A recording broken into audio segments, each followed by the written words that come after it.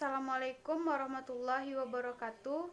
Saya Loli Marleni, NIM 18042086. Video ini saya buat untuk memenuhi mata kuliah Etika Administrasi Negara.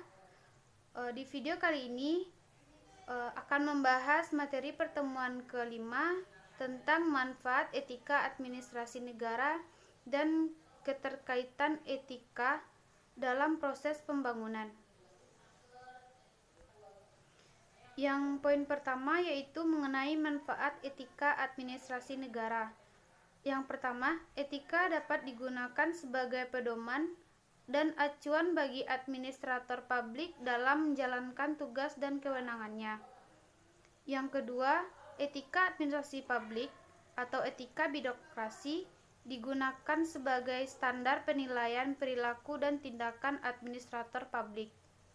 Dengan kata lain, etika administrasi publik dapat dijadikan petunjuk tentang apa yang harus dilakukan oleh administrator publik dalam menjalankan kebijakan politik.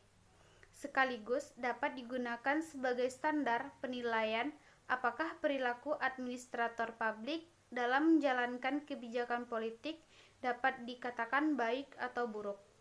Karena administrasi negara bukan saja memiliki keterkaitan dengan kebijakan politik, tapi lebih dari itu, juga berkaitan dengan manusia dan kemanusiaan.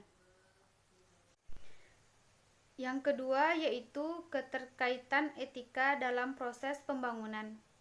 Pembangunan adalah merupakan suatu rangkaian usaha untuk mewujudkan pertumbuhan dan perubahan secara terencana dan sadar yang ditempuh oleh suatu negara menuju modernitas dalam rangka pembinaan bangsa.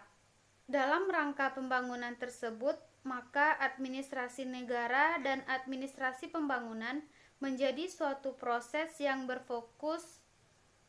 Proses pembangunan yang diselenggarakan oleh suatu negara dalam rangka pencapaian tujuan dan cita-cita tertentu, termasuk cara-cara ilmiah yang digunakan dalam pemecahan masalah, menghadapi tantangan, memanfaatkan peluang, dan menyingkirkan ancaman.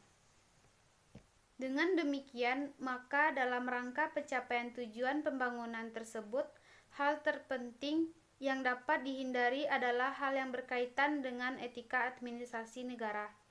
Dalam artian bahwa pelaksanaan administrasi negara dan administrasi pembangunan tidak hanya didasarkan pada prinsip efisiensi, ekonomi, dan administrasi, tetapi juga terkait dengan moralitas.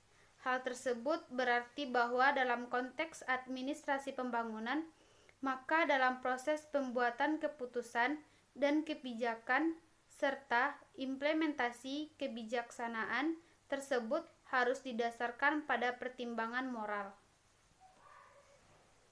Dapat kita simpulkan keterkaitan etika dalam proses pembangunan yaitu yang pertama, untuk memastikan proses pembangunan berjalan baik diperlukan etika dalam setiap tahapan pembangunan.